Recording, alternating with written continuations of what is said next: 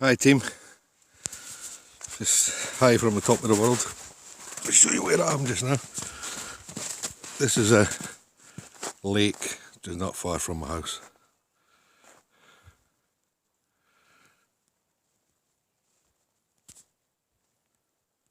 And it goes round to the mountains and up to that big boy up there. And it goes round. And that's the soccer fields, the school, sports hall, and the nursery. Just a quick one to show you where I am. Talked to a few of us lately about PTS. I don't say PTSD. Makes it sound like a dysfunction or a disease or the Black Death.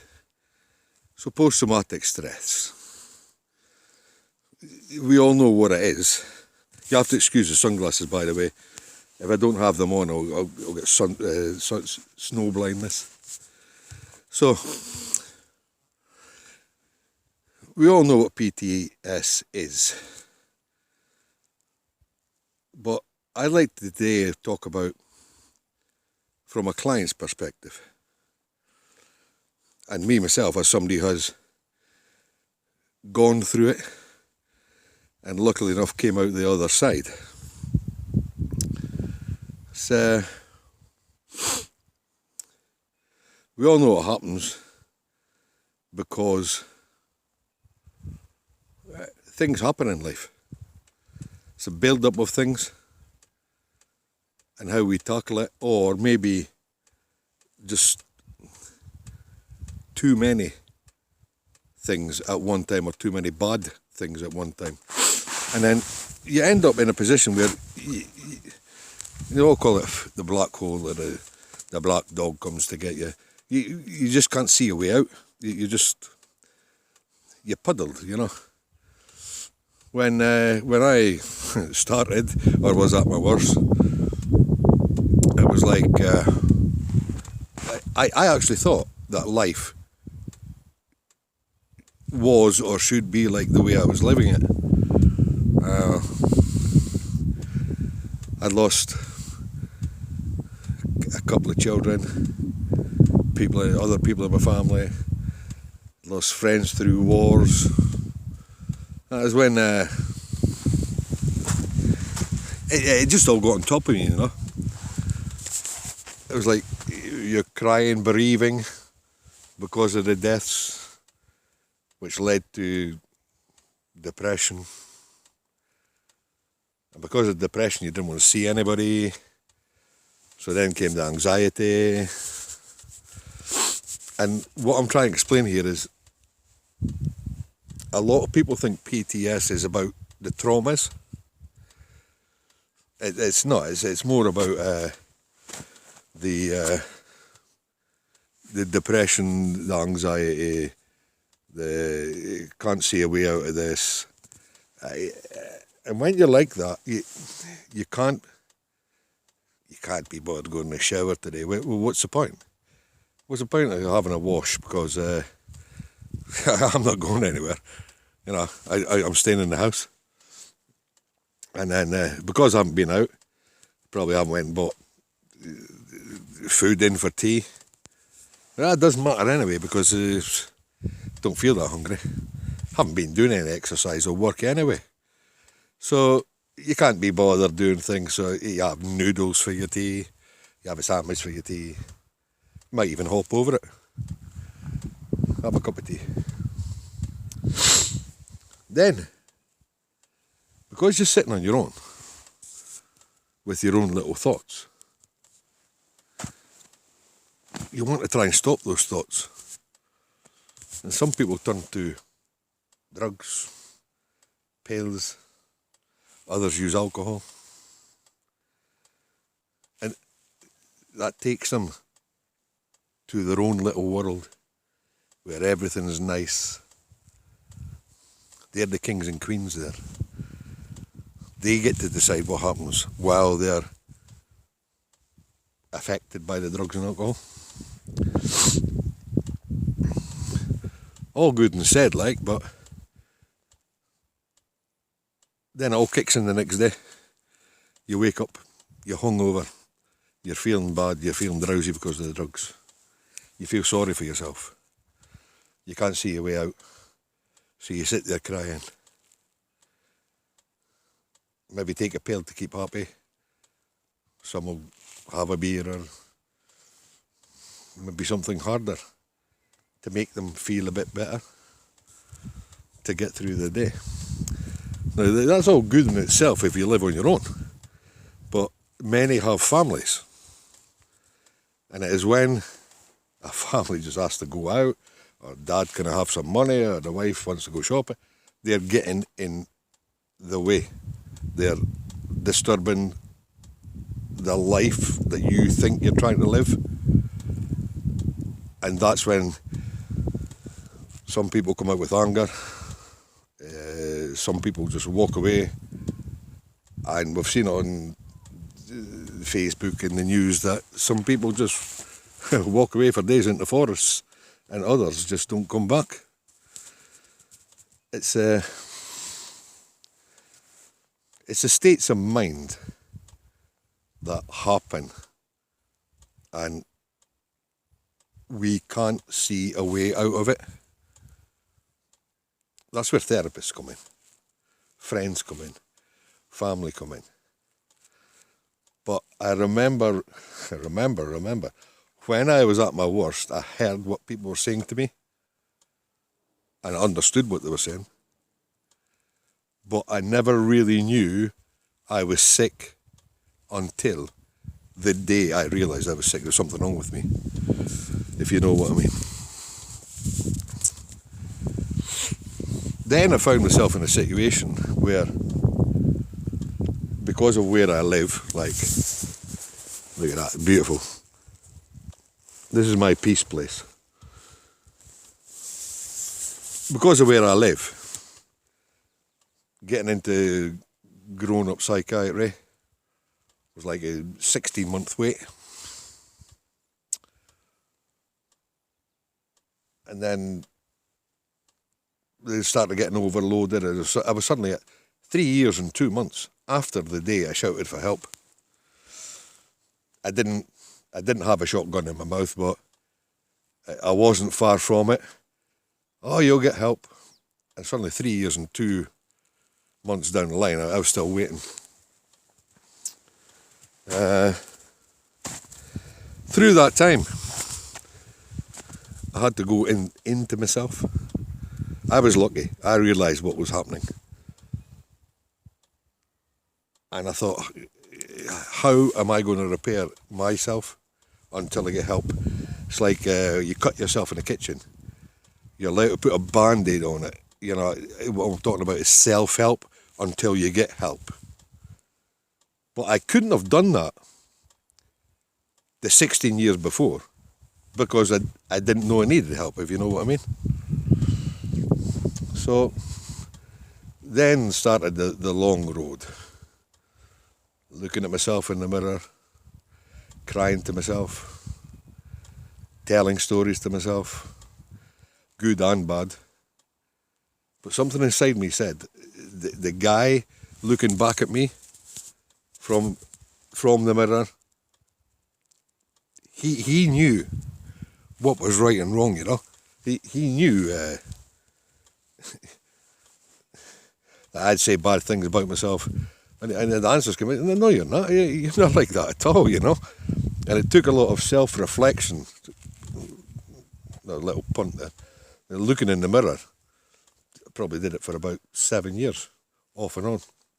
I'd punched the mirror, I'd headbutted the mirror, I cried in the mirror 1,000 times.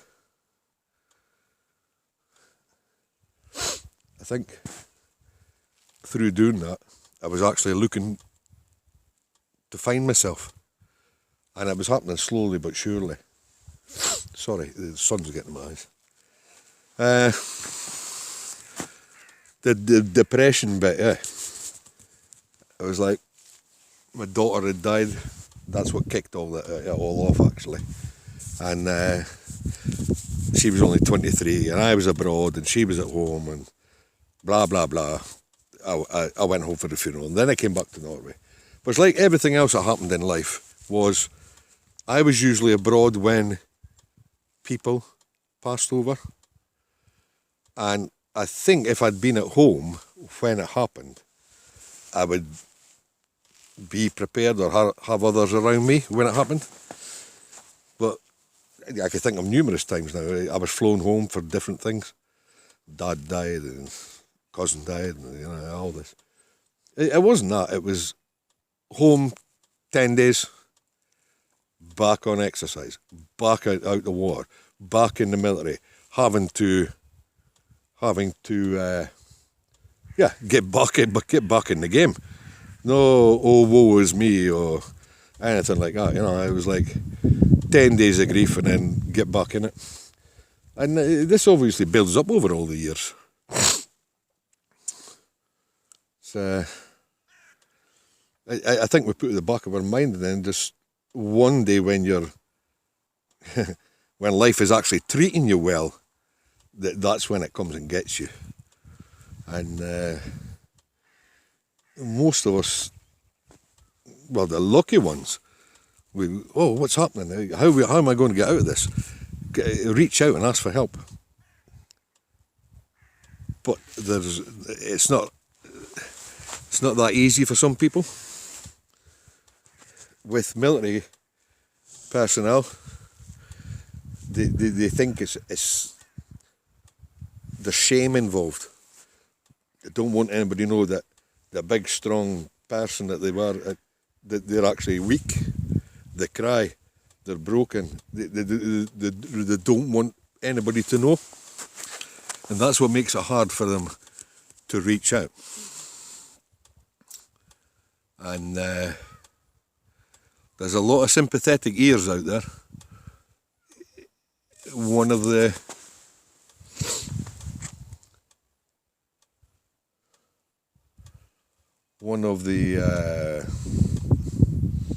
things is that they can be so lucky to find what I call a civilian or somebody that hasn't been in the military to listen, and many know what they're doing, others don't. But believe me, a listening ear is better than no ear, and a shoulder to cry on is a shoulder to cry on.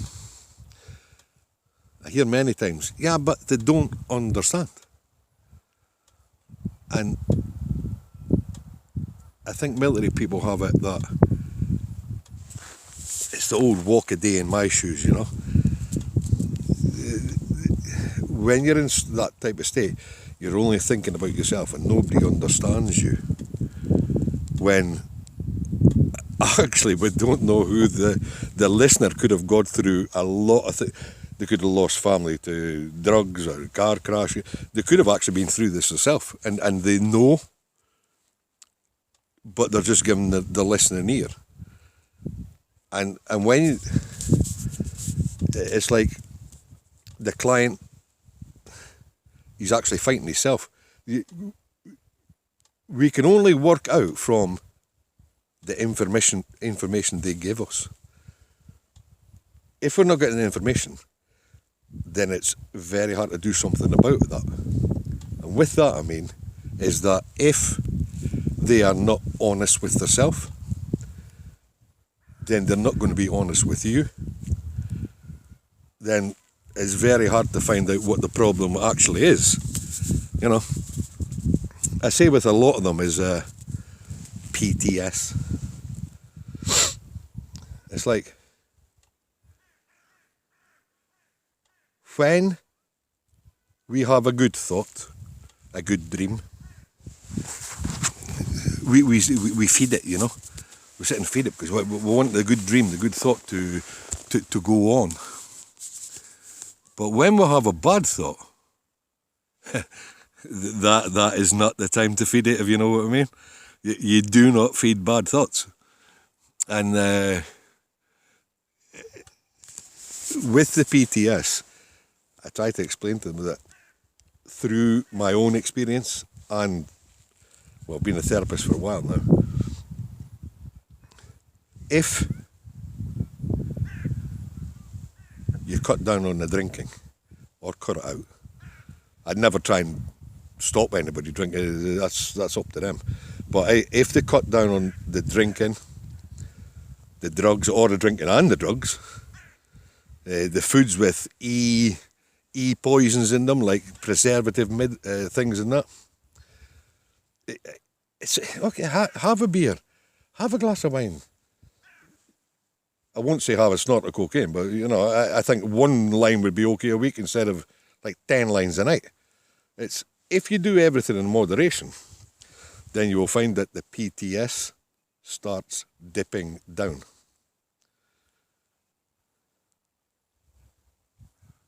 That with breathing, 6 seconds in, hold it at the top for 6 seconds, 6 out, 6 at the bottom, hold it at the bottom, 6 in. That clears like the frontal lobe and that. It makes you calm, cool and collective. If you do that in the morning, then you're calm, cool, collective and ready for what's going to come during the day. You might need a top up at lunchtime. Find the room, find the toilet, go and have a little breather. I'll set you up for afternoon.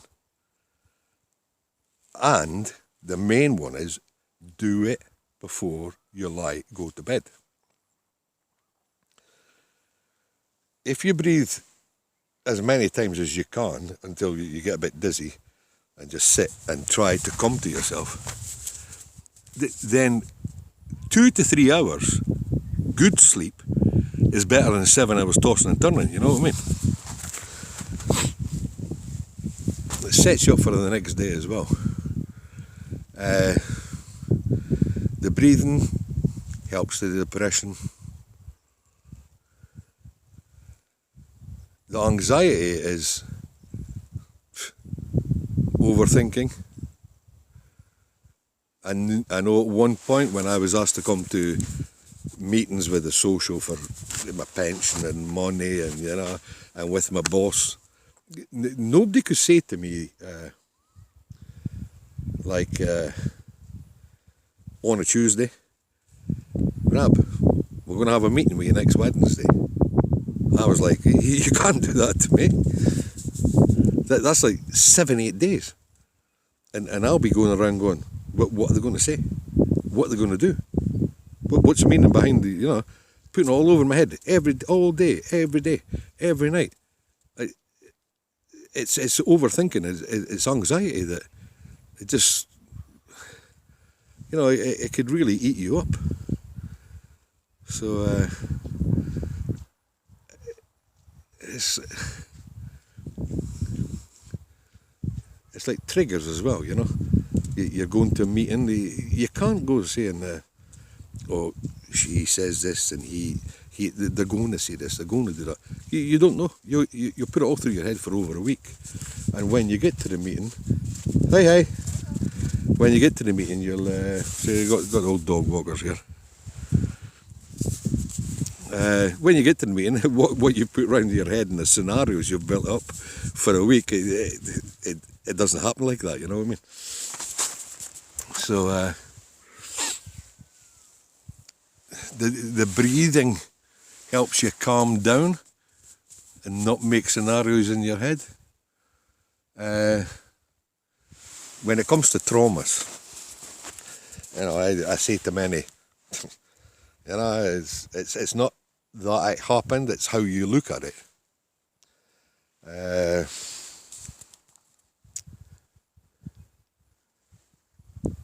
Just a joke aside with a lot of the clients, and I go, tell you what, do you want to jump in my TARDIS, Doctor Who machine, and go back and we'll sort it all? Because that ain't going to happen, It's not that things happen, it's how we tackle it. And as therapists, you all know tricks about how to get somebody to look at the same situation but in another way. And RTM is one of the really good ones for that. It's we're all different, I just thought, there's a lot of time, we don't have time at meetings, or I'd take up the whole meeting with this. I just thought, yeah, that's my point of view, having gone through it myself. I might do another video afterwards, but I came out here actually just to make a little video. If it helps, it helps. If not, you got a free video for nothing. Give another look. There we go. I'm going to sit here for about an hour or two. The sun's splitting the pavements.